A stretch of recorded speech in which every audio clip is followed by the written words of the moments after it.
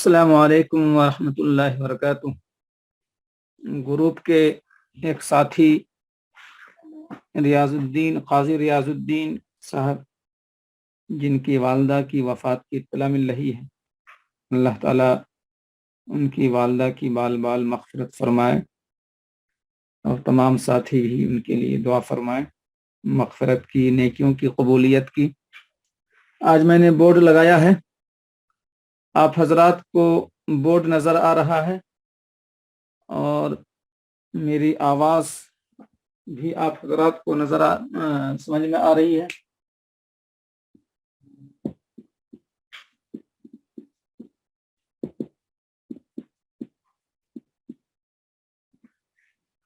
Screen पर लिखा हुआ नजर आ रहा है आप लोगों को?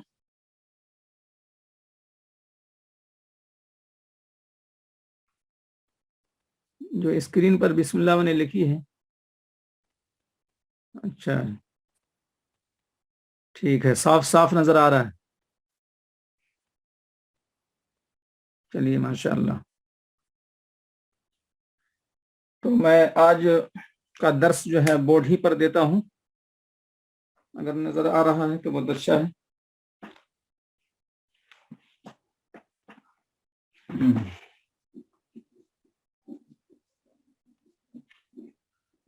आज का दर्स होगा अस्हाबुल फराइज। आज का जो दर्स है वो तरका के मुस्तहिकीन, तरका के मुस्तहिकीन।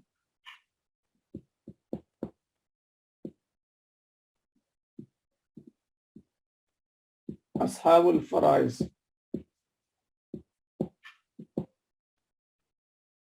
मय्यत के वो रिश्तेदार जिनका हिस्सा अल्लाह तबारक व तआला ने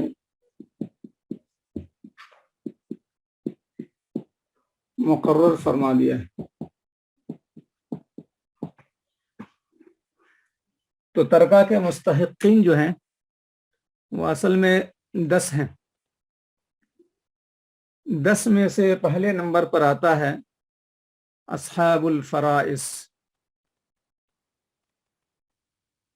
और अस्हाबुल फराइस जो हैं वो आपके सामने मैंने लिख दिया है, मय्यत के वो रिश्तेदार जिनका हिस्सा अल्लाह तबारक व तआला ने मुकर्रर फरमा दिया है।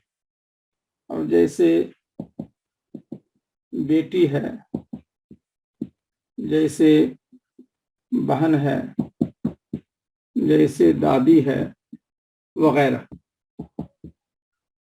माँ है, बीवी है, वो सब तफसीलात आएंगी अस्हाबुल फराइस। अच्छा, मेरी आवाज नहीं जा रही है आप लोगों को? आवाज जो है मेरी तमाम साथियों को नहीं जा रही है? आ रही। और हो सकता है बाद साथी का नेटवर्क, बाद साथी के मोबाइल का नेटवर्क जरा कमजोर हो, वो अलग सी बात है। नंबर दो पर जो मुस्तहिक है वो असबा है। असबा जो है की तारीफ किया है, मय्यत का वो रिश्तेदार जिसका हिस्सा मुकर्रर नहीं है।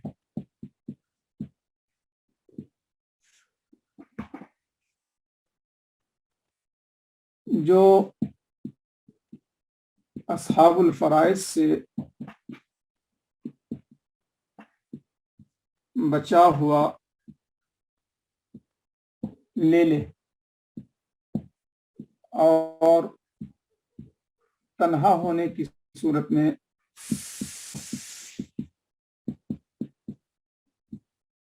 पूरा माल ले ले।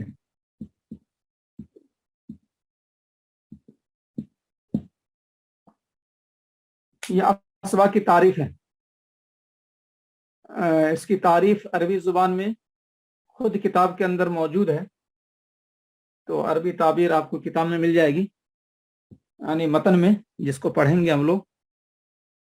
لیکن یہ ہے کہ یہ اردو کے اندر اس طرح آپ یاد رکھیے کہ میت کا وہ رشتہ دار جس کا حصہ مقرر نہیں ہے، جو اصحاب الفرائض سے بچا ہوا لے لے اور تنہا ہونے کی صورت میں پورا مال لے لے. اب جیسے بیٹا اگر تنہا ہو، میت کو باپ کا پورا مال بیٹا لے لے گا.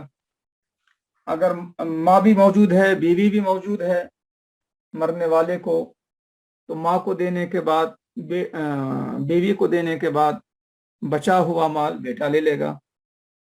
اگر بیٹی بھی ہے تو بیٹی تو ذوی الفروض ہے، لیکن ہر ذوی الفروض اپنے بھائی کے ساتھ اسبا ہو جاتی ہے. تو یہ سب بحث بعد میں آئے گی. اصحاب الفرائض کی تفصیلات بعد میں آئیں گی، اسبات کی تفصیلات بعد میں آئیں گی. ابھی صرف جو ہے تعارف اتنا ہے کہ ترکہ کے مستحقین جو ہیں وہ 10 لوگ ہیں. تو 10 لوگ میں وہ کون کون سے ہیں؟ تو نمبر 1 پر اصحاب الفرائض اور نمبر 2 پر اسبا. اب یہاں پر جو تفصیلات اسبا میں ہے کہ اسبا کی 2 قسمیں ہیں.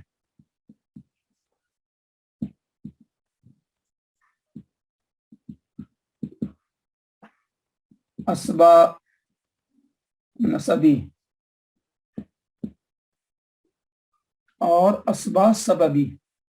اس کی وضاحت اس لیے ضروری ہے کہ یہ بحث اس کے اندر موجود ہے.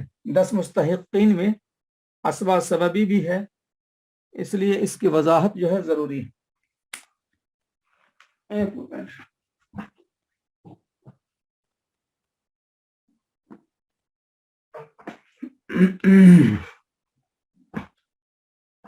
اسبا کی 2 قسمیں ہو گئیں، اسبا سببی اور اسبا نسبی. اب اسبا نسبی کون ہے؟ تو اسبا نسبی جو ہے یہ خاندان کے ہوتے ہیں. بیٹا، باپ، دادا، پوتا وغیرہ جو ہے یہ خاندانی لوگ ہیں جن کا میت سے رشتہ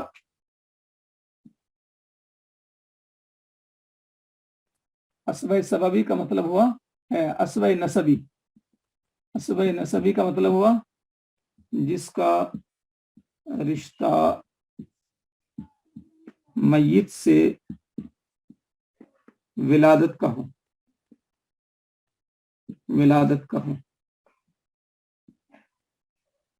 جیسے بیٹا، باپ، دادا. میت کا بیٹا، میت کا باپ، میت کا دادا، ان سب کا رشتہ جو ہے میت سے خونی رشتہ ہوتا ہے، خاندانی رشتہ ہوتا ہے، نسلی رشتہ ہوتا ہے. یعنی کہ یہ سب جو ہیں وہ رشتے ہیں جس کو ہم عام بول چال میں خونی رشتہ دار بھی بول دیتے ہیں، یا نسلی رشتہ دار بھی بول دیتے ہیں، یا خاندانی بھی بول دیتے ہیں. اسی کو کہا گیا ہے ولادت، جس کا رشتہ میت سے ولادت کا ہو، جیسے بیٹا، باپ، دادا. یہ ہو گیا اسبا نسبی. نسبی یعنی نسب کی بنیاد پر یہ اسبا ہے. تو اسبا کی 2 قسمیں ہیں، اسبا نسبی اور اسبا سببی. اسبا نسبی کی تعریف آپ کے سامنے موجود ہے، جس کا رشتہ میت سے ولادت کا ہو، جس کا رشتہ میت سے ولادت کا ہو، یعنی خاندانی. یہ تو تعریف ہو گئی اسبا نسبی کی. اسبا سببی کی تعریف کیا ہے؟ تو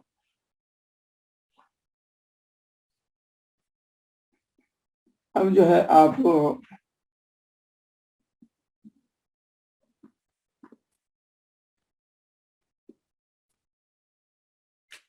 اسبا سببی جس کا رشتہ میت سے عتاق کا ہو، آزاد کرنے کا، یہ دور نہیں ہے. جیسے بلکہ کہیے کہ جسے مولے عتاقہ کہا جاتا ہے، مولے عتاقہ کہا جاتا ہے، یعنی آزاد کرنے والا. یہ دور آج کا نہیں ہے، لیکن بہرحال جب یہ دور تھا تو آزاد کرنے والا بھی وارث ہوتا تھا. تو اس کو تھوڑا سا، چونکہ یہ غیر مانوس بات ہے، تو اس کی وضاحت تو تھوڑی مزید آئے گی 10 مستحقین میں، چونکہ یہ نمبر 4 پر آتا ہے، یہ بلکہ نمبر 3 پر آتا ہے. ہاں، نمبر 3 پر آتا ہے. تھوڑی سی وضاحت یہاں پر یہ ہے کہ زید نے اپنے غلام حامد کو آزاد کیا. حامد آزاد ہونے کے بعد کمایا، مال آیا. اب اس کے بعد حامد کا انتقال ہو گیا، اور حامد جو ہے حق والا، ہاں صحیح لکھا آپ نے. اب حامد جو ہے کمانے کے بعد انتقال کر گیا، اور اس کے قریبی خاندانی لوگ نہیں ہیں جو آزاد ہوں. تو حامد کا ترکہ جب اس کے خاندانی لوگوں کی طرف نہیں جا رہا ہے، خاندان کے لوگ یا تو ہیں ہی نہیں، یا سب کے سب غلام ہیں. جی سببی، ہاں، جس کا رشتہ میت سے عتاق کا ہو، یعنی آزادی کا. تو میں مثال پہلے سمجھ لیجئے، پھر بات واضح ہو جائے گی. زید نے، ہاں وہ لکھا ہوا ہے، زید نے حامد کو آزاد کیا. مثال غور سے سن لیں.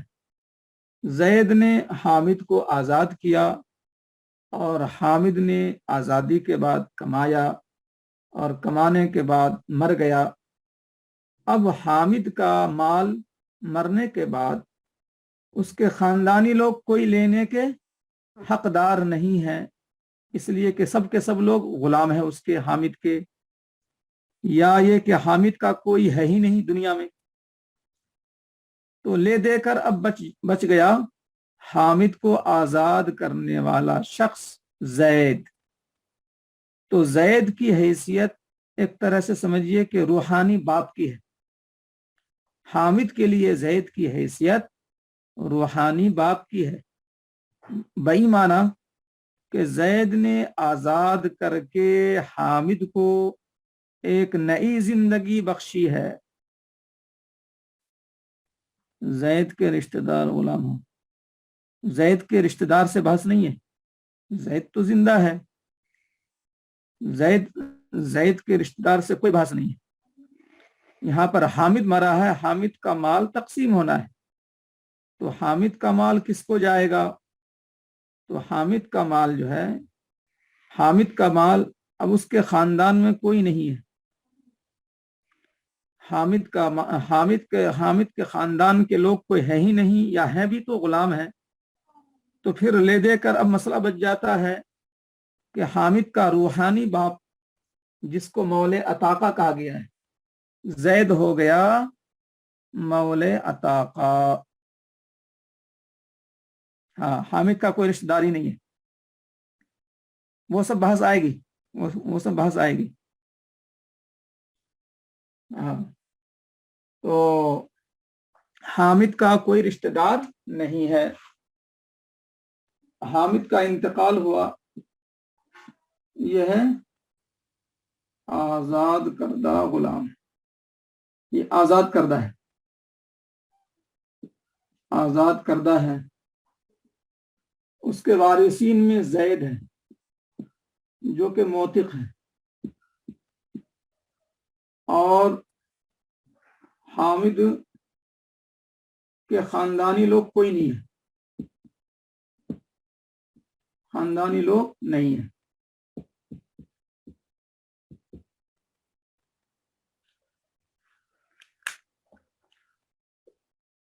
تو حامد کا مال زید کو ملے گا، اس لیے کہ حامد کے خاندانی لوگ نہیں ہیں۔ تو غلاموں کا زمانہ جب تھا تو غلام جو ہے ایک ملک سے دوسرے ملک پہنچ جاتا تھا، مارکیٹ میں اس کو بیچا جاتا تھا، اور اس کا کبھی خاندان جو ہے کچھ پتہ نہیں ہے، تو یا اس کا خاندان ختم ہو گیا ہے، وہ اکیلا بچ گیا ہے، یا خاندان کے سارے لوگ غلام باندی بنے ہوئے ہیں، تو غلام باندی جو ہے وہ میراث کے مستحق نہیں ہوتے ہیں۔ اگلی فصل میں وہ بات آئے گی۔ تو حامد آزاد کردہ ہے اور زید موتق ہے، زید موتق ہے، اور اسی کو کہا جاتا ہے مول عتاقہ۔ زید موتق ہے اور یہی ہو گیا مول عتاقہ۔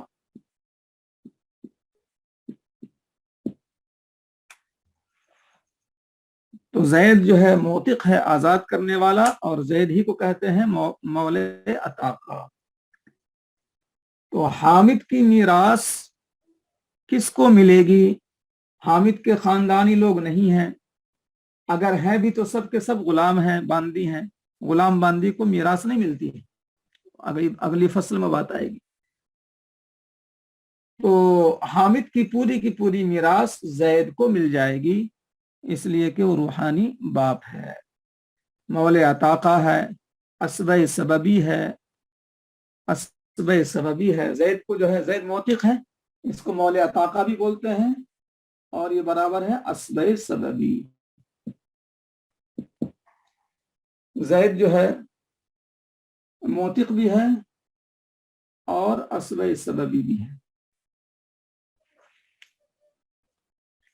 تو پوری میراث زید کو مل گئی۔ اب زید کے بھی خاندان کے لوگ ہیں، تو زید کے خاندان سے بحث نہیں ہے، چونکہ حامد کا رشتہ روحانی باپ والا صرف زید سے ہے، زید کے بیٹے، زید کے دادا وغیرہ سے نہیں ہے، تو اس لیے زید کے رشتہ دار کو دیکھنے کی ضرورت نہیں ہے جب زید زندہ ہو۔ تو زید اگر مر گیا ہو تو پھر ابھی بات تھوڑی دیر میں آئے گی، چونکہ مول عتاقہ جو نمبر 3 پر مستحق بنتا ہے، اس کی تفصیلات ابھی آئیں گی تھوڑی دیر سے۔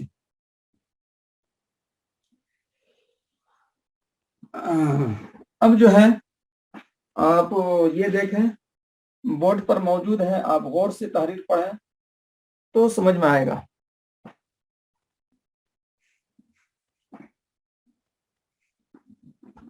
اب اس کے بعد دیکھیے کیا سب میں نے لکھا ہے، آپ لوگ حضرات نوٹ کرتے جائیں۔ اسبا کی 2 قسمیں ہیں، نمبر 1 اسبہ نسبی اور نمبر 2 اسبہ سببی۔ اسبہ نسبی جس کا رشتہ میت سے ولادت کا ہو، جیسے بیٹا، باپ، دادا۔ اسبہ سببی جس کا رشتہ میت سے عتاق کا ہو، یعنی آزاد کرنے والا، جسے مول عتاقہ کہا جاتا ہے، یعنی آزاد کرنے والا۔ اب حامد کو آزاد کیا تھا کس نے؟ زید نے۔ حامد مال کمانے کے بعد مر گیا، تو حامد کا مال، جب حامد کے خاندانی لوگ نہیں ہیں تو حامد کا مال زید کو مل جائے گا، تو زید ہو گیا مول عتاقہ، اور زید ہے موتق، اور زید ہے اسبہ سببی۔ یہ ساری کے ساری باتیں جو ہیں یہاں پر گویا بول سکتے ہیں آپ۔ تو اب جو ہے اسبہ سببی، اسبہ نسبی، اسبہ نسبی کی 3 قسمیں ہیں۔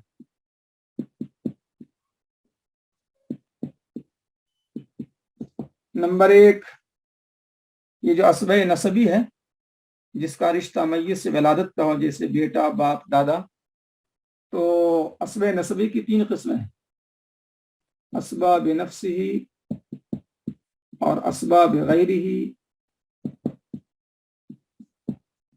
اور اسبہ ما غیرہ۔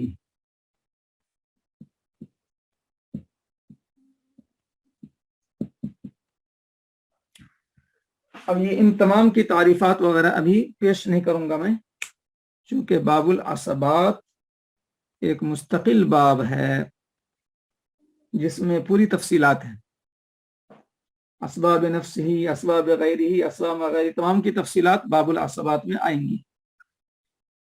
اسباب غیر ہی کی زیادہ تفصیل نہیں ہے، اسباب غیر ہی کی زیادہ تفصیل نہیں ہے، بس خالی تعریف ہے۔ اسباب نفس ہی کی پھر 4 قسمیں ہو گئی ہیں، جزء المیت، اصل المیت، جزء اب المیت، جزء جد المیت۔ تو وہ سب بحث ابھی ذہن کو ادھر مت لے جائیے آپ، بس ایک تھوڑا سا تعارف آپ کے سامنے آ گیا اسباب کا، کہ اسباب نسبی کی 3 قسمیں ہیں، اسباب نفسی، اسباب غیری، اسباب غیر۔ خالی آپ اس کو بغیر سمجھے ذہن میں رکھ لیجیے، آپ ابھی سمجھنے کی بھی ضرورت نہیں ہے، سب کو سمجھنا ہے اس کو باب العصبات میں۔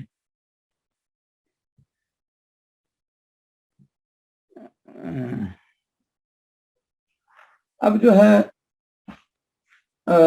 آپ نے جو نوٹ کیا ہے وہ نوٹ کیا ہے کہ ترکہ کے مستحقین جو ہیں وہ 10 لوگ ہیں، اس میں سے ابھی صرف جو ہے کتنے لوگوں کا آیا؟ 2 لوگوں کا آیا، اصحاب الفرائض، اور اصحاب الفرائض کے بعد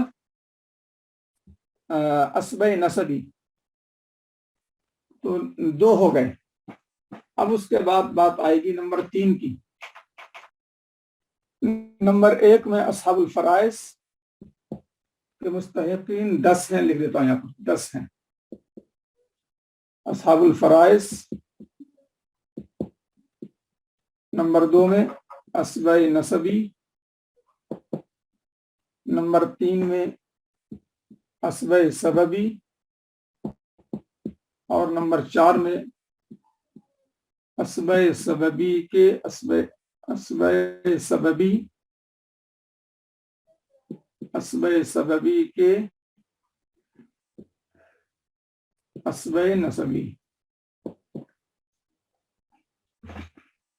نمبر 5 میں ذوی الفروض نسبیہ، ذوی الفروض نسبیہ پر رد، یعنی رد کا مطلب لوٹایا جانا، رد کا مطلب ہے لوٹایا جانا۔ نمبر 6 میں ہے ذوی الارحام، نمبر 7 میں ہے مولا الموالات، نمبر 8 میں ہے مقر لہو بالنسب علی الغیر، اور نمبر 9 میں ہے موسیٰ لہو، یعنی جسے پورے مال کی وصیت کی گئی ہو۔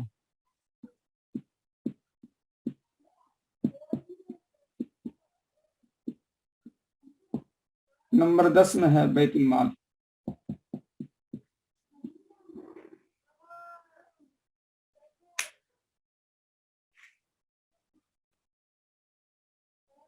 اب یہ اجمال کے ساتھ میں نے ایک ہی وقت لکھ دیا، آپ لوگ اس کو نوٹ کر لیجئے، پھر اس کی جو ہے میں وضاحت کرتا ہوں۔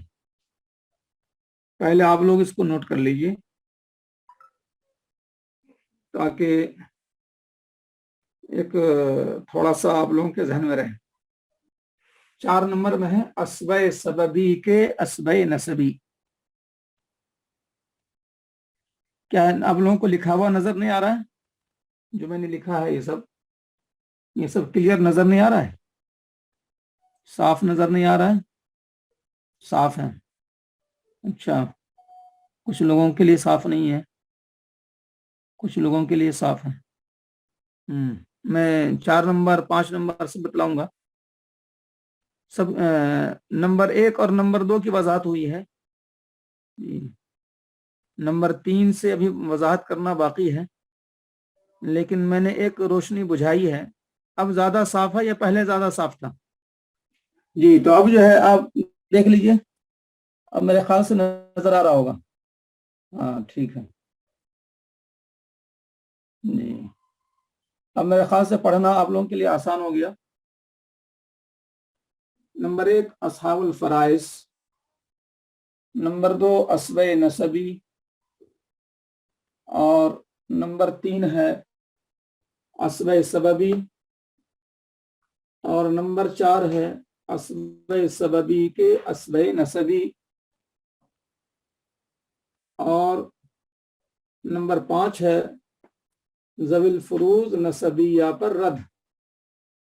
ज़विल फुरूज नसबिया पर रद, और रद का मतलब है लौटाया जाना।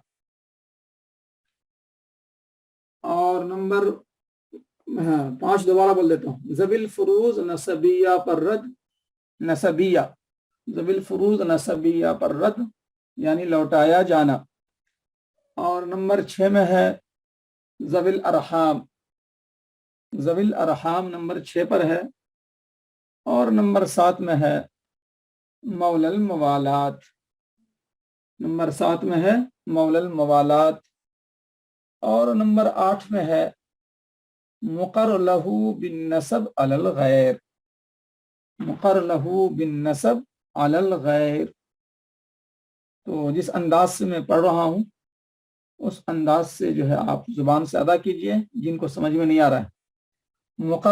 मुक़र लहू, मुक़र लहू बिन नसब अलल गैर, वजाहत अभी मैं नहीं कर रहा हूँ, खाली आप उसको पढ़ लीजिए। नंबर 9 जिसे पूरे माल की वसीयत की गई हो, तो इसको अरबी में बोलते हैं मूसा लहू बिजमीइल माल। वो किताब के अंदर लफ्ज मौजूद है, मूसा लहू बिजमीइल माल, मूसा लहू, मूसा लहू बिजमीइल माल।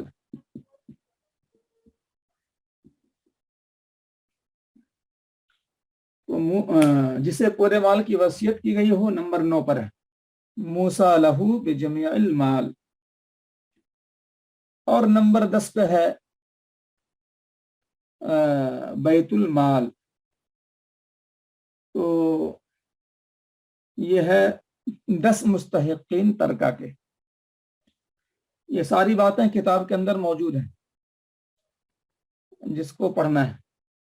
अब मैं आता हूं नंबर 3 की तरफ।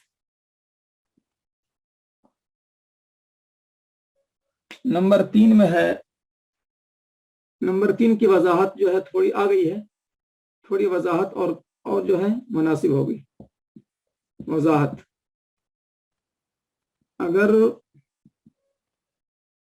अगर असबे नसबी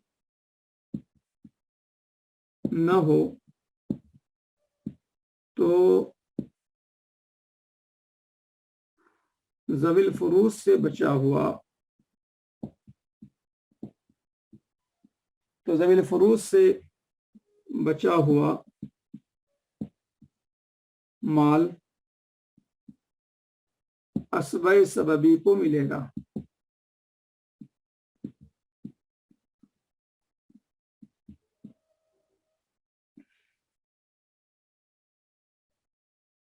और अगर ज़विल फुरूज भी ना हो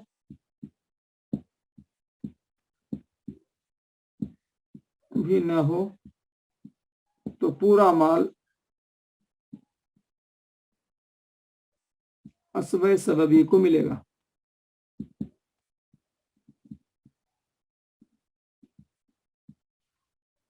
इस जुमले को आप नोट कर लें। अगर असबे नसबी ना हो तो ज़विल फुरूज से बचा हुआ माल असबे सबबी को मिलेगा। मैंने मिसाल दी थी जैद की, कि जैद ने आज़ाद किया था हामिद को, और हामिद ने आज़ाद होने के बाद कमाया और मर गया। मरने के बाद अब हामिद का माल किसको जाएगा? जैद को जाएगा। मौल मवालात अभी पहुंचे कहाँ? आगे मत बढ़िए। हाँ, तो ये इस जुमले को नोट कर लीजिए। अगर असबे नसबी ना हो तो ज़विल फुरूज से बचा हुआ माल असबे सबबी को मिलेगा। اور اگر ذویل فروز بھی نہ ہو تو پورا مال اسبہ سببی کو ملے گا۔ اب اس کی وضاحت میں نے تھوڑی سی کر دی ہے، لیکن اگر چاہیں تو مزید وضاحت جو ہے تھوڑی جگہ نیچے جگہ کی تھوڑی کمی ہے۔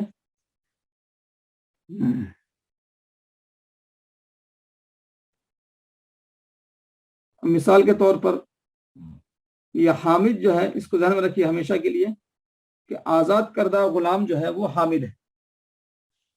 اب حامد جو ہے وہ اگر اپنے خاندانی لوگوں میں خالی ماں کو چھوڑا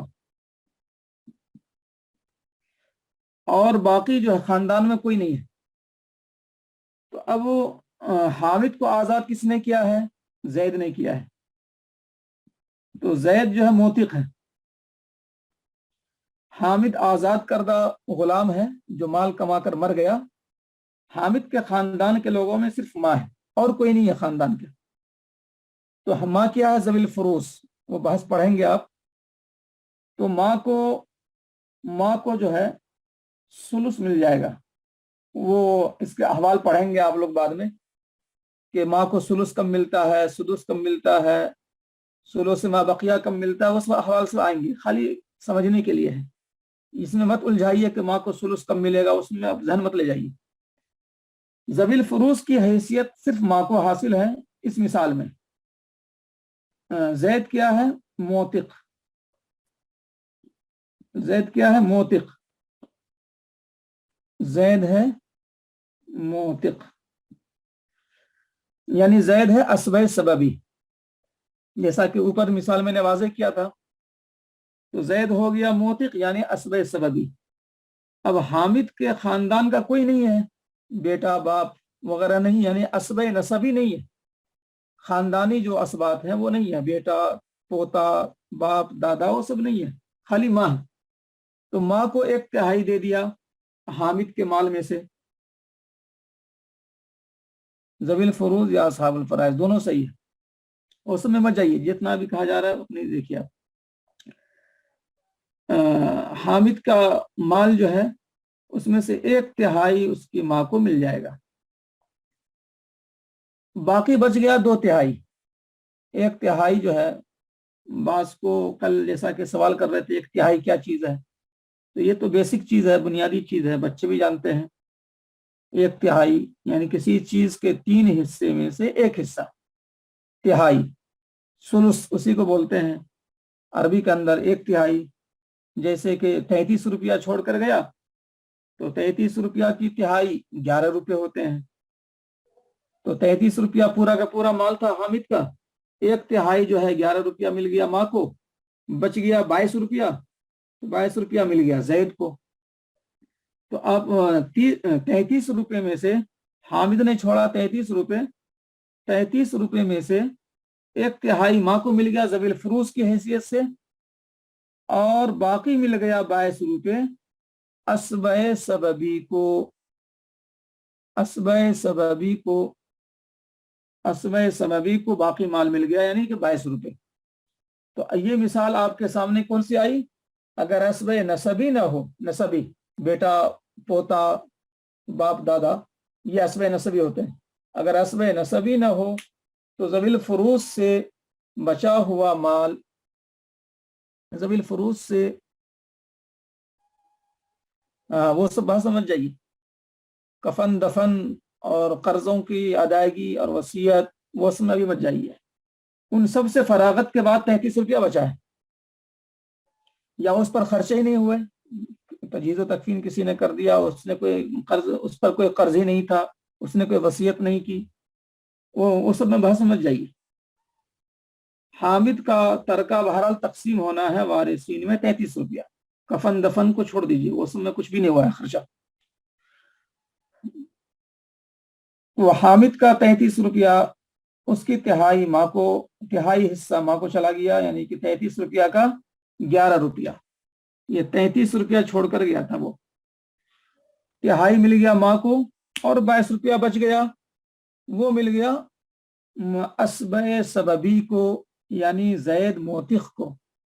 تو اس مثال میں آپ دیکھیں اگر اسب نسبی نہ ہو تو ذوی الفروض سے بچا ہوا مال اسب سببی کو ملے گا. تو ذوی الفروض یعنی ماں کو 11 دے کر 33 میں سے 11 دے کر 22 بچ گیا تو بچا ہوا مال اسب سببی کو ملے گا. اور اگر ذوی الفروض بھی نہ ہو تو پورا مال اسب سببی کو ملے گا. تو اب اگر اس مثال میں ماں نہیں ہے اور حامد کا کوئی خاندانی فرد نہیں ہے، ایک بھی شخص نہیں ہے، خاندانی ایک بھی شخص نہیں ہے، تو پھر پورا کا پورا 33 روپیہ چلا جائے گا کس کو؟ زید کو چلا جائے گا، یعنی کہ اسب سببی کو چلا جائے گا. تو زید جو آزاد کرنے والا ہے، آزاد کرنے والے کو بولتے ہیں اسب سببی. تو تمام ساتھی جن کے لیے بحث نامانوس ہے تو وہ اس جملے کو ریپیٹ کر لیں اپنے ذہن میں. آزاد کرنے والے کو اسب سببی کہا جاتا ہے. جس کے لیے بحث نامانوس ہے وہ کم از کم 5 مرتبہ دہرائیں. آزاد کرنے والے کو اسب سببی کہا جاتا ہے، آزاد کرنے والے کو اسب سببی کہا جاتا ہے. تو اس کو جو ہے ذہن میں بٹھا لیجیے، آزاد کرنے والے کو اسب سببی کہا جاتا ہے. اور اسب نسبی جب آئے تو اس میں جو ہے فی الوقت ذہن میں لائیے جیسے بیٹا پوتا وغیرہ. اس کی اور بھی مثالیں ہیں، پوری تفصیل کا یہ بھی موقع نہیں ہے، وہ باب الاسبات جو مستقل باب ہے وہاں بحث آئے گی. لیکن ابھی جو ہے جب اسب نسبی کہوں تو ذہن میں آپ لائیے بیٹا پوتا وغیرہ. اسب نسبی بیٹا پوتا وغیرہ، اسب نسبی بیٹا پوتا وغیرہ، ایسا ذہن میں لائیے فوراً، تاکہ آپ کا ذہن کنفیوژن کا شکار نہ ہو. جس طرح سے آپ کے دوست کا نام مثلا ماجد ہے، خالد ہے، تو خالد بولتے ہی خالد کا چہرہ ذہن میں آ گیا. جیسے کہ سراجی کتاب کا نام ہے، بولتے ہی سراجی کی بات ذہن میں آ گئی، سراجی کتاب کا نقشہ ذہن میں آ گیا. قرآن شریف بولتے ہی قرآن شریف کی کیفیت اور اس کا حجم، اس کے الفاظ، الحمدللہ رب العالمین، الف لام میم، قل اعوذ برب الفلق، قل اعوذ برب الناس، فوراً ذہن میں آ جاتا ہے. ایسے ہی جو ہے اسب نسبی جیسے بولوں ویسے آپ کا ذہن منتقل ہونا چاہیے. اچھا بیٹا پوتا وغیرہ. اسب سببی جیسے بولوں تو آپ کا ذہن منتقل ہو آزاد کرنے والا، آزاد کرنے والا. تو اب دیکھیں آپ کہ نمبر 3 کی وضاحت ہو گئی، اسب سببی، اس کی وضاحت آپ کے سامنے ہو گئی.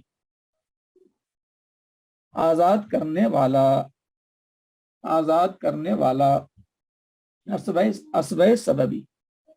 اب نمبر 4 کی وضاحت، یہ نمبر 4 کی وضاحت جو ہے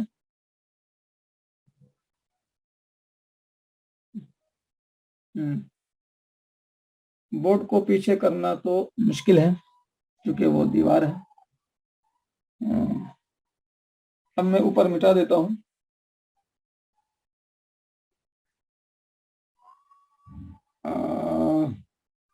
میرے خیال سے یہ جو ہے آپ نے نوٹ کر لیا ہے، یہ 10 جو ہے بیت المال تک آپ نے نوٹ کر لیا ہے. تو اب میں یہ کم از کم اتنا جو ہے مٹا دیتا ہوں، یہ بیچ کا نمبر 8، نمبر 9، نمبر 10، چونکہ جگہ جو ہے نہیں ہے. نمبر 4 کو سمجھیے، اسب سببی کے اسب نسبی. اب یہاں پر اب جو ہے یہاں پر یہ سمجھیے اگر نمبر 4 کی وضاحت اسب، ایک منٹ، اسب سببی کے اسب نسبی کی وضاحت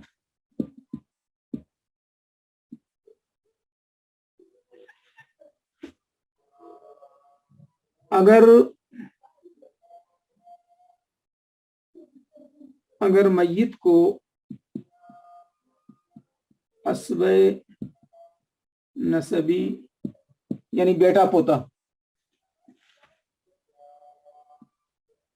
اور اسب سببی نہ ہو تو ذوی الفروض سے بچا ہوا مال اسب سببی کے اسب نسبی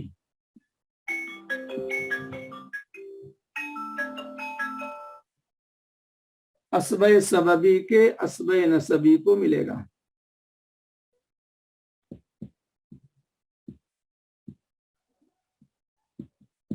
اس کو جو ہے ذرا آپ لوگ دھیان دیجیے. اس وضاحت کو ایک مرتبہ پڑھ لیجیے. اس کو حالانکہ میں سمجھا چکا ہوں، پھر بھی ایک مرتبہ آپ اس کو پڑھ لیجیے تو پھر اس کے بعد اس کو سمجھنا آسان ہوگا. اگر اسب نسبی نہ ہو تو ذوی الفروض سے بچا ہوا مال اسب سببی کو ملے گا، اور اگر ذوی الفروض بھی نہ ہو تو پورا مال اسب سببی کو ملے گا. اور مثال میں نے دی، حامد جو ہے یہ آزاد کردہ غلام تھا اور آزادی کے بعد 33 روپیہ کمایا اور اس کے تجہیز و تکفین میں خرچے نہیں ہوئے، قرض بھی نہیں اس کے اوپر تھا، وصیت بھی نہیں کی تھی. 33 روپیہ اس کی ماں کو ذوی الفروض کو 33 میں سے تہائی 11 روپے مل گئے، باقی 22 روپے بچ گئے، وہ اسب سببی زید کو مل گیا. اب اسی میں اضافہ کرنا ہے. یہ نمبر جو ہے، یہ نمبر 4 جو ہے، نمبر 4 کی جو وضاحت ہو رہی ہے، نمبر 4 کی وضاحت میں بس یہاں تک نمبر 3 کی جو وضاحت ہوئی اسی میں تھوڑا سا اضافہ کرنا ہے. اسی کو آپ سمجھیے غور سے، اور اسی میں تھوڑا سا اضافہ کرنا ہے. وہ تھوڑا سا اضافہ کیا کرنا ہے کہ تھوڑا سا اضافہ یہ کرنا ہے کہ زید بھی زندہ نہیں ہے. زید کا انتقال جو ہے حامد سے بھی پہلے ہو گیا. زید کا انتقال حامد سے بھی پہلے ہو گیا. جس زید نے حامد کو آزاد کیا تھا تو آزاد کرنے کے بعد زید کا 2-4 دنوں کے بعد ہی انتقال ہو گیا، اور حامد کا انتقال 1 سال 2 سال کے بعد ہوا آزاد ہونے کے بعد. تو خلاصہ یہ ہے کہ زید کا انتقال پہلے ہو گیا اور حامد کا انتقال بعد میں ہوا. اب حامد جو ہے جب انتقال کرتا ہے اور اس کے ترکہ 33 روپیہ کو تقسیم کرنے کا مرحلہ سامنے آتا ہے تو ہم دیکھتے ہیں کہ اس کے خاندان کی خالی ماں ہے، اور جس زید نے آزاد کیا تھا وہ زید بھی زندہ نہیں ہے، وہ پہلے مر گیا، حامد سے بھی پہلے. تو اب سوال یہ ہے کہ حامد کا 33 روپیہ اس کی تہائی حصہ تو ماں کو چلا گیا 11 روپیہ. اب 22 روپے کون لیں گے؟ تو 22 روپے جو لیں گے حامد کے اسب سببی کے اسب نسبی. اس جملے کو پہلے بغیر سمجھے دہرائیے، آپ بغیر سمجھے دہرائیے. حامد کے اسب سببی کے اسب نسبی لیں گے. میں بھی بول رہا ہوں کہ آپ بغیر سمجھے دہرائیے. حامد کے جو میت ہے حامد کے اسب سببی کے اسب نسبی لیں گے. آپ اس کو دہرا لیجئے 3-4 بار. حامد کے اسب سببی کے اسب نسبی لیں گے. ہاں صحیح ہے، زید کے اسب نسبی صحیح ہے. حامد کے اسب سببی کے اسب نسبی لیں گے. یہ جملہ کو آپ لوگ بیٹھا لیجئے ذہن میں. بٹھانے کے بعد بھی بعد میں سمجھنے میں آسانی پیدا ہوتی ہے، اس لیے میں چاہ رہا ہوں کہ بیٹھا لیں آپ. تو حامد کا ترکہ 33 روپیہ جس کی 1/3 चले 1/3 हिस्सा गया माँ को यानी 11 रुपए, बाकी बच गए 22 रुपए। 22 को लेने वाला जैद जिंदा नहीं है, जैद का इंतकाल पहले हो गया, हामिद से भी पहले। तो अब हामिद का 33 रुपया जिसमें 11 देने के बाद बचा हुआ 22 कौन लेगा? हामिद के असबे सबबी के असबे नसबी। अब असबे सबबी जो है, अब देखिए जैद क्या है हामिद के लिए? जैद है असबे सबबी। अव्वलन हमने तलाश किया हामिद के असबे सबबी यानी जैद को, जैद जिंदा है नहीं है तलाश किया। तो जैद जो है वो देखा कि जिंदा ही नहीं है जैद। जब जैद जिंदा नहीं है यानी असबे सबबी, तो हमने ये देखा कि जैद के असबे नसबी है या नहीं। तो देखा कि जैद का बेटा मौजूद है, जैद का बाप मौजूद है, जैद का पोता मौजूद है। हाँ जी, हाँ जी। हामिद के माल के 3 हिस्से किए जाएंगे, क्योंकि जैद जो है वो असबे सबबी है। असबे सबबी जो है, चाहे असबा नसबी हो या असबे सबबी हो, बचा हुआ पूरा माल ले लेता है। तो खाली टुकड़ा जो करना है माँ के खातिर, क्योंकि माँ को तिहाई देना है, तो तिहाई देने के खातिर उसके 3 टुकड़े कर देंगे। तिहाई का मतलब ये है कि 3 टुकड़ा देकर 1 टुकड़ा देंगे। तो 33 का 3 टुकड़ा हुआ 11 11 11 11 11 11। अच्छा बोर्ड भी जरा छुप रहा है। 12। तो ये कोई ज्यादा बारीक की बात नहीं है। तिहाई जो है हिस्सा खाली माँ की वजह से करना पड़ रहा है। तो माँ को जो है 33 में से 11 1/3 दे दिए। हाँ ये मिसाल असल में ऐसा नहीं सही है। 33 में से जो है तिहाई माँ को दे दिए 11, बच गए 22। तो 22 के मुस्तहिक हमने तलाश किया कौन है? तो हामिद को आजाद करने वाला कौन? जैद। जैद बराबर है असबे सबबी। तो असबे सबबी जो है ये भी जिंदा नहीं है। अगर जिंदा होता तो नंबर 3 वाली बात थी। नंबर 3 जो मुस्तहिक है असबे सबबी, जिसकी वजाहत से हम लोग फारिग हो चुके हैं, तो वो नंबर 3 वाला नहीं है। जैद असबे सबबी वो भी जिंदा नहीं है। इसीलिए हम लोग अब आगे बढ़ गए नंबर 4 की तरफ। नंबर 4 की तरफ बढ़ गए। असबे सबबी जो नंबर 3 पे है वो भी जिंदा नहीं है, तो हम लोग आगे बढ़ गए नंबर 4 की तरफ। नंबर 4 क्या? नंबर 3 में जो असबे सबबी है वो जिंदा नहीं, तो उस 3 असबे सबबी जो है उसके असबे नसबी यानी जैद का बेटा, जैद का पोता। तो अब अगर यहां मिसाल में गौर कीजिए, जैद का बेटा है या जैद का पोता है या जैद का बाप है, खुद जैद जिंदा नहीं है, वो पहले मर गया हामिद से भी पहले। अब हम यहां लिखते हैं जैद का बेटा, जैद मोतिक का बेटा। तो जैद मोतिक का बेटा, इसका रिश्ता अगर हम हामिद से जोड़ते हैं, मतलब रिश्ता तो खैर खानदानी है नहीं, लेकिन जो मौले अताका या असबे सबबी वाला जो लफ्ज बोलते हैं, उस एतबार से जैद के बेटे को हम क्या बोलेंगे? हामिद। हामिद का रिश्ता जो अताका वाला है जैद से, तो हामिद का रिश्ता जैद के बेटे से क्या जोड़ेंगे? तो हम यही कहेंगे जैद का बेटा जो है हामिद के असबे सबबी का असबे नसबी है। जैद यानी असबे सबबी। हामिद का रिश्ता जो है जैद के बेटे से क्या है? हामिद के असबे सबबी का असबे नसबी। अब देखिए मैं वजाहत ये करना चाह रहा था। हामिद का रिश्ता जैद के बेटे से जो हो रहा है, क्या हो रहा है?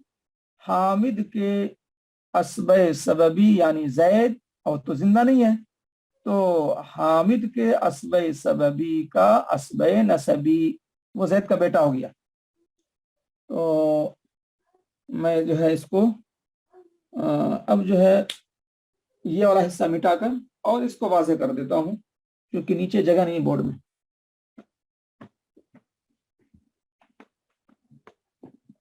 اب اس کو واضح طور سے مثال میں اور سمجھیے آپ، کیونکہ یہ مثال تھوڑی اور لمبی جائے گی۔ اب حامد جو ہے میں پورا لکھ رہا ہوں، آزاد کردہ، آج وہ مرا اور اس نے وارثین میں جو ہے ذوی الفروض میں خالی ماں کو چھوڑا، اور اس نے مال کتنا چھوڑا ہے؟ ترکہ کتنا ہے؟ 33 روپیہ، اور ماں کو سلس جو ہے اس میں سے مل گیا 11 روپیہ، اور موتق زید زندہ نہیں ہے، موتق زید کا بیٹا ہے، جیسے بیٹے کا نام ہے شریف، بیٹا موتق زید کا بیٹا شریف زندہ ہے، زید زندہ نہیں ہے۔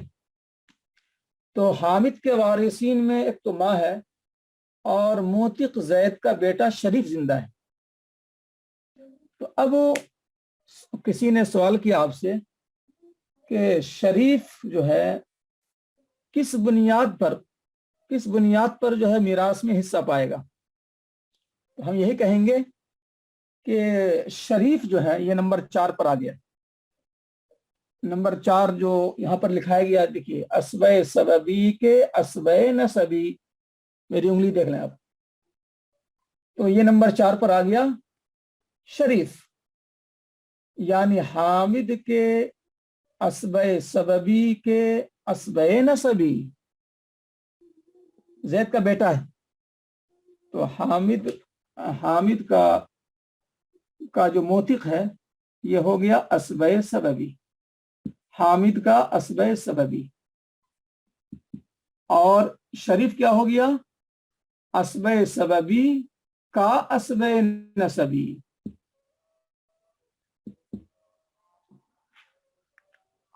حامد کے اسبہ سببی زید اور اس کا بیٹا زید کا بیٹا شریف، تو زید اسبہ سببی، اس اسبہ سببی کا بیٹا یا اسبہ نسبی۔ تو یہ دیکھ لیں آپ کہ یہ اس طرح سے جملہ بنتا ہے۔ حامد کو شریف سے ملانے کے لیے اور ترکہ دلانے کے لیے ہم نے یہ تعبیر اختیار کی کہ شریف کیا ہے؟ حامد کے اسبہ سببی کا اسبہ نسبی ہے۔ تو موتق زید یا اسبہ سببی، ہاں، موتق زید اسبہ سببی، اور اسی زید کا بیٹا شریف، تو اسبہ سببی کا اسبہ نسبی ہو گیا۔ زید کا خاندانی خون کا رشتہ ہے، بیٹا ہے زید کا وہ۔ تو اس طرح سے جو ہے حامد کے اسبہ سببی کا اسبہ نسبی وارث بن گیا۔ تو یہ ہے نمبر 4 کی وضاحت۔ اب میں نے کہا تھا کہ اس کو جتنا جو ہے لمبا کھینچیں گے اور بھی لمبا جائے گا۔ ہاں، تو 22 مل گیا شریف کو، 22 روپیہ جو ہے مل گیا شریف کو، 22 روپے شریف کو مل گئے۔ اب اس میں جو ہے ایک اور گاڑھی بات یہ ہے کہ اگر زید جو ہے اس کا کوئی اسبہ نسبی نہیں ہے، زید کا نہ تو بیٹا ہے، زید کا نہ تو باپ ہے، زید کا نہ تو پوتا ہے، زید کا نہ تو دادا ہے، یعنی خاندان کا کوئی نہیں، وہ اکیلا ہے دنیا میں۔ آپ اس کو ذہن میں بٹھائیے پہلے کہ زید کا خاندانی کوئی شخص نہیں ہے، بیٹا، پوتا، باپ، دادا، کوئی اسبہ نسبی نہیں ہے۔ زید بھی کسی زمانے میں غلام تھا، زید بھی کسی زمانے میں غلام تھا۔ تو ترتیب یوں بنی کہ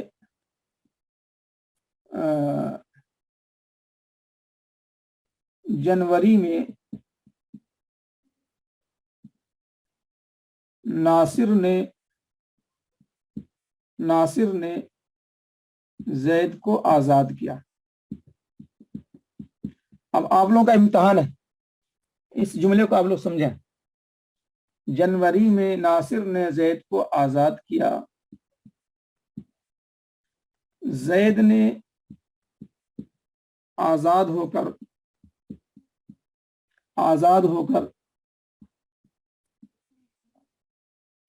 होकर कमाया। हामिद को खरीदा।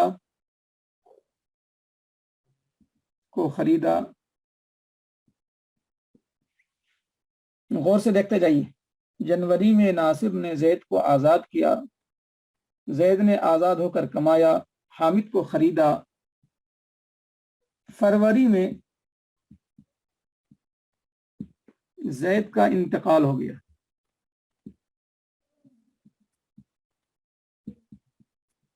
बोर्ड पे आ रहा नहीं आ रहा है? हाँ, आ रहा है। इंतकाल हुआ। जुलाई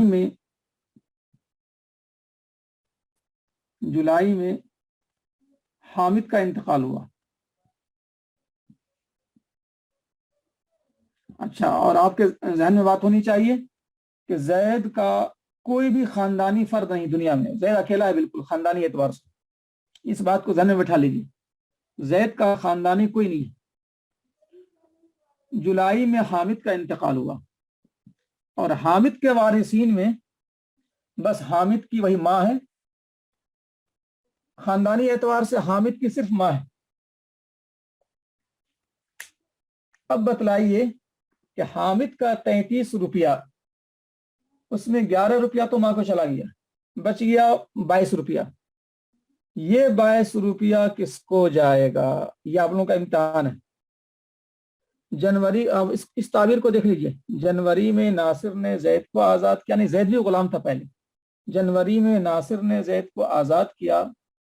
जैद ने आजाद होकर कमाया। हामिद को खरीदा। फरवरी में नासिर ने जैद को आजाद किया। जैद ने, हाँ ठीक, किसी ने कुछ लिखा था असबे सबबी के असबे सबबी, हाँ उन्होंने सही लिखा। जनवरी में नासिर ने जैद को आजाद किया। जैद ने आजाद होकर कमाया। हामिद को खरीदा। फरवरी में जैद का इंतकाल हुआ। जुलाई में हामिद का इंतकाल हुआ और गया कि नासिर जिंदा है। नासिर जो है जिंदा है जी, नासिर को सही है नासिर को। अब सवाल यह है कि ताबीर क्या होगी। जिस तरह से यहां पर ताबीर क्या हुई थी, हामिद के असबे सबबी के असबे नसबी, ये ताबीर हुई थी शरीफ के लिए। नासिर के लिए क्या ताबीर होगी? असबे सबबी के असबे सबबी, हाँ बिल्कुल सही है। हाँ सही है पूरा मिलना चाहिए। नहीं, माँ को तो किसी हाल में महजूब नहीं कर सकते ना। हामिद की जो माँ है, हामिद की माँ को तिहाई मिल जाएगा और बाकी जो है मिल जाएगा असबे सबबी के असबे सबबी। बिल्कुल सही बात है। हाँ, तो आपने जो लिखा है बिल्कुल सही लिखा है। हामिद का असबे सबबी जैद और जैद का असबे सबबी नासिर। तो यहाँ लिखने में तरतीब नासिर की पहले आई, लेकिन मामला यह है कि हामिद का इंतकाल हुआ है और हामिद का माल तकसीम करना है। तो अब तरतीब यहां से इधर से जाएगी, नीचे से। हामिद का असबे सबबी, हामिद को किसने नई जिंदगी दी? हामिद को नई जिंदगी दी जैद ने।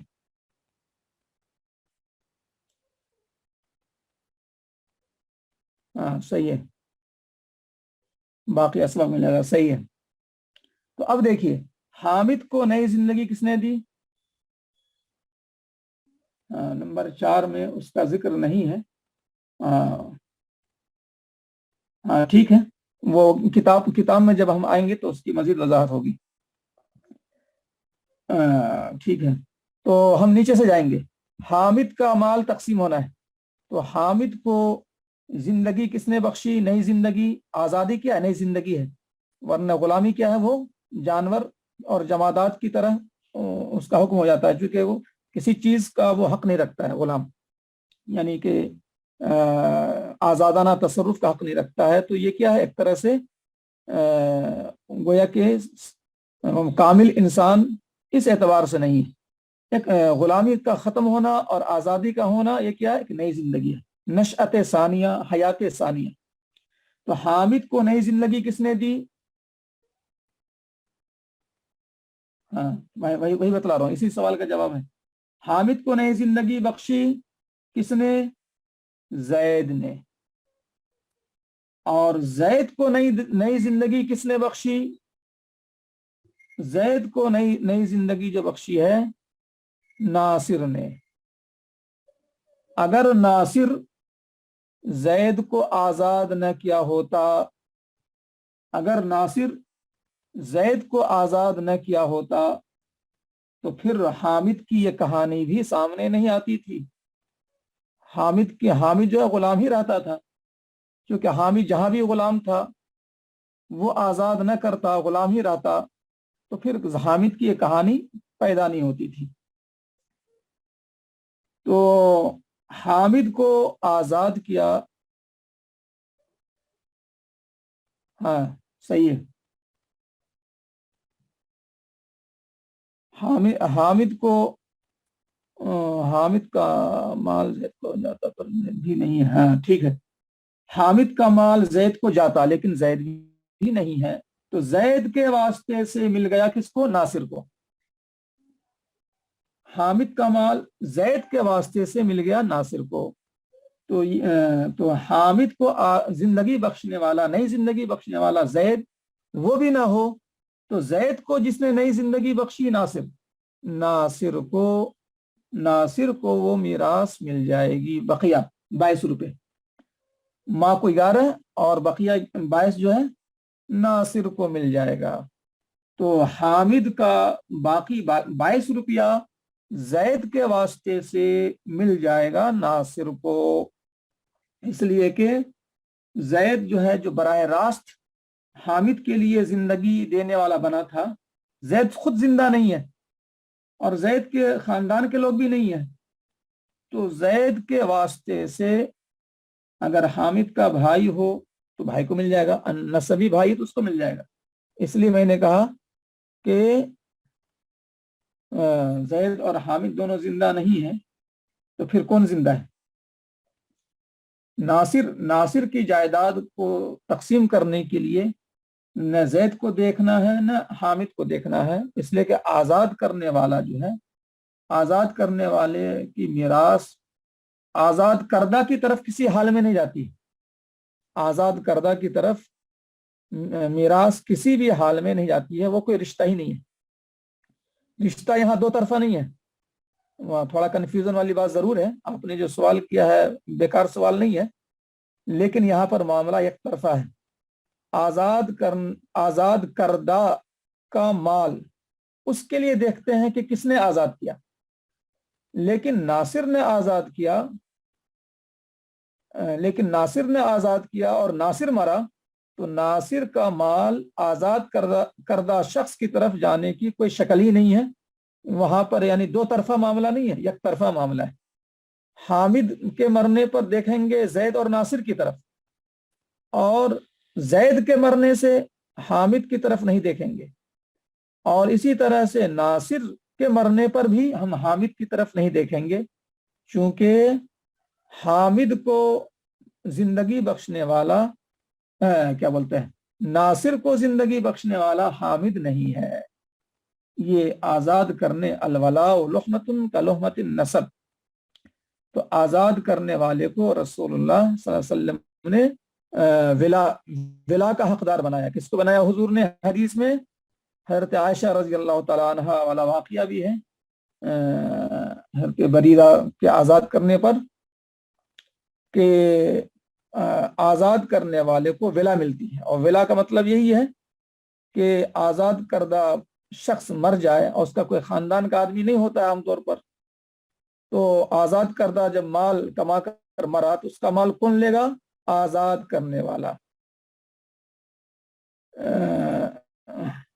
ہاں، تو ناصر الولاء لمن آتق، الولاء لمن آتق، سراجی میں یعنی آپ کتاب میں پڑھیں گے وہ بحث آئے گی، الولاء لمن آتق او آتق من آتقنا۔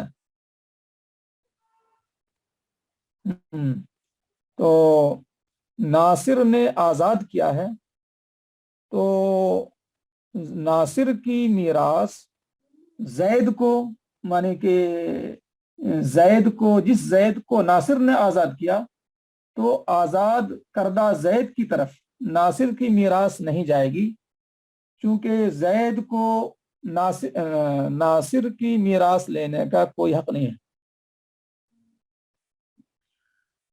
زید کو میراث لینے کا کوئی سبب استحقاق نہیں ہے ناصر سے، البتہ ناصر کو استحقاق ہے زید سے، چونکہ زید کو نئی بخشی، نئی زندگی دی ہے ناصر نے، لیکن ناصر کو نئی زندگی بخشی ہو زید نے، ایسا نہیں۔ تو ناصر کو جو ہے زید کا مال لینے کا حق کیوں ہے؟ کیونکہ ناصر نے نئی زندگی بخشی، اور زید کو حق ہے مال لینے کا، حامد والا مال، اس لیے کہ حامد کو نئی زندگی بخشی ہے زید نے، لیکن زید کا مال حامد کی طرف جائے یا ناصر کا مال حامد کی طرف جائے، یہاں کوئی سبب نہیں ہے، کوئی ایسی وجہ نہیں ہے جس کی بنیاد پر ناصر کا مال حامد کی طرف جائے۔ جی، تو بہرحال اب اس میں جو ہے یہ ایسا مسئلہ ہے کہ تھوڑا سمجھنے میں بھی دقت ہوتی ہے، اور یہ وقوع پذیر بھی نہیں ہے۔ یہ ایسا مسئلہ ہے کہ جس کا آپ کو سامنا پوری زندگی نہیں ہوگا، تو اس کے جزیات میں جو ہے کہ جس نے کسی نے سوال کیا کہ آزاد کرنے والے کو پتہ ہی نہیں چلے، تو اس طرح کے سوالات کی ضرورت ہی نہیں ہے، اس میں گہرائی میں جائیں گے تو آگے سبق میں نہیں ہوگا۔ تو خالی آزاد والے مسائل جو ہیں اتنے سمجھ لینے چاہیے کہ نفس مسئلہ سمجھ میں آ جائے۔ ہاں، تو اب یہاں پر میں یہ سمجھانا چاہ رہا تھا کہ حامد کا ترکہ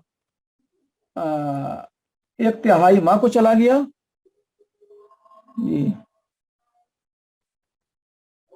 جی، اور باقی جو ہے وہ مل گیا کس کو؟ اب یہ جو مثال ہے، زید زندہ ہوتا تو زید کو ملتا، زید نمبر 3 کا ہے، اسبہ سببی، یہ اسبہ سببی نمبر 3 کا، اسبہ سببی نہیں ہے تو اسبہ سببی کا اسبہ نسبی، یہ اسبہ نسبی جو ہے نمبر 4 کا ہو گیا، اور اوپر جو ہے پوری وضاحت کے ساتھ نہیں لکھا گیا ہے، چونکہ وہ پوری وضاحت لکھی نہیں جاتی ہے، وہ سمجھانے میں بات آتی ہے۔ تو نمبر 4 میں کیا ہے کہ نمبر 3 نہ ہو، اسبہ سببی نہ ہو، تو اسبہ سببی ماں جو ہے نمبر 1 میں ہے، ذوی الفروس نمبر 1 میں ماں ہے، اس نمبر 1 کو دے دیا، نمبر 2 نہیں ہے، یعنی اسبہ نسبی، حامد کا بیٹا، حامد کا باپ، جو میں نے کہا نا کہ اسبہ نسبی بولتے ہی سمجھیے بیٹا، پوتا، باپ وغیرہ، تو حامد کا بیٹا پوتا نہیں ہے تو وہ تو یہاں موجود ہی نہیں ہے۔ نمبر 3 موجود ہے، اسبہ سببی یعنی کہ زید، تو زید کو دے دیتے، یہ بھی زندہ نہیں نمبر 3 والا، تو نمبر 4 کی طرف چلے آئے، اسبہ سببی کا اسبہ نسبی، اور اسبہ نسبی بھی موجود نہیں ہے، تو اسی نمبر 4 ہی کا یہ فرد ہے، یہ یعنی ناصر جو ہے حامد کے اسبہ سببی کا اسبہ سببی، حامد، یہ اب فائنل بات ہے، اب ٹائم بھی ختم ہو رہا ہے قریب قریب، تو ناصر کیا ہو گیا؟ حامد کے اسبہ سببی کا اسبہ سببی، حامد کے اسبہ سببی یعنی زید، زید کا اصل سببی یعنی ناصر، تو اس دوسرے کا مصداق بن گیا ناصر. حامد کا اصل سببی یعنی زید اور زید کا اصل سببی یعنی ناصر. اب اگر جو ہے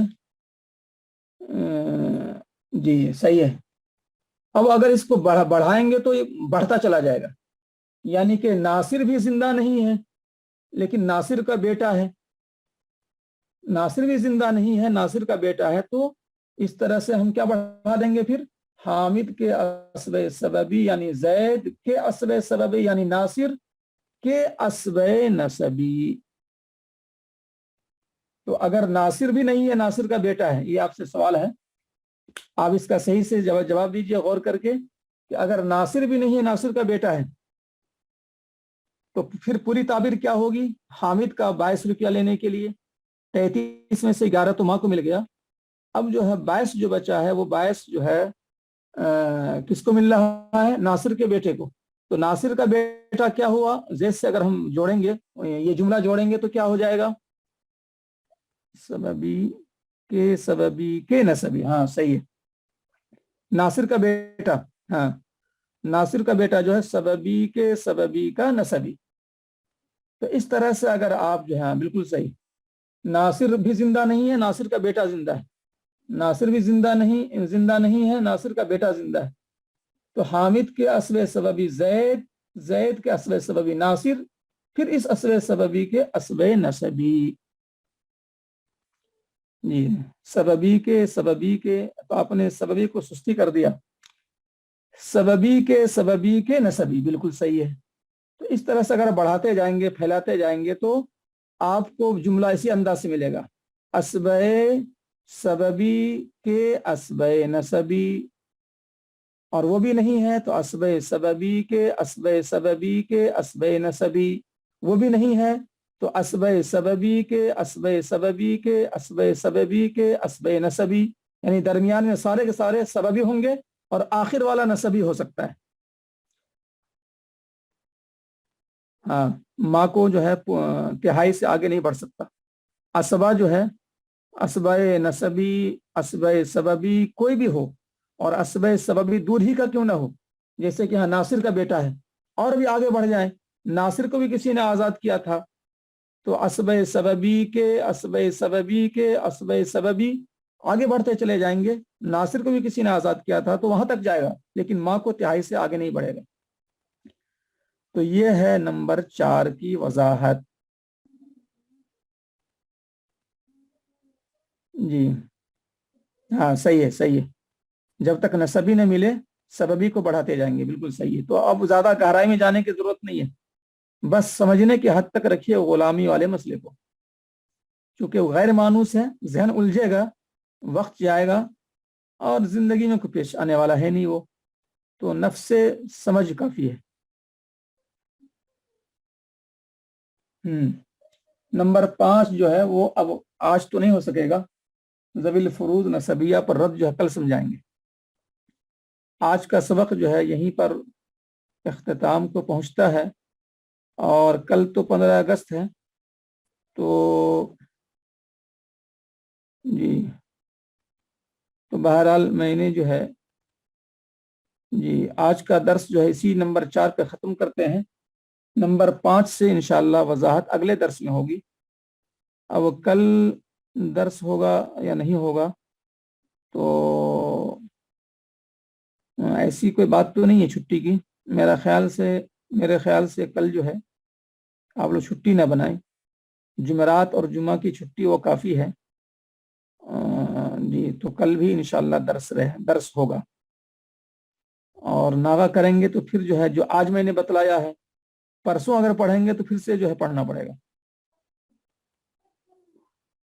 تو بہرحال میں کوشش میں ہوں کہ آسان سے آسان انداز میں آپ کو سمجھاؤں، تو آپ حضرات غور سے جو ہے سنا کریں، اور تھوڑا وقت نکالیں. سب سے اہم بات یہ ہے کہ تھوڑا وقت آپ حضرات نکالا کریں، تاکہ کچھ مطالعہ کر کے آئیں گے تو جلدی سمجھ جائیں گے، اور مطالعہ اگر کر کے نہیں آئیں گے تو پوری بات سمجھانی پڑے گی.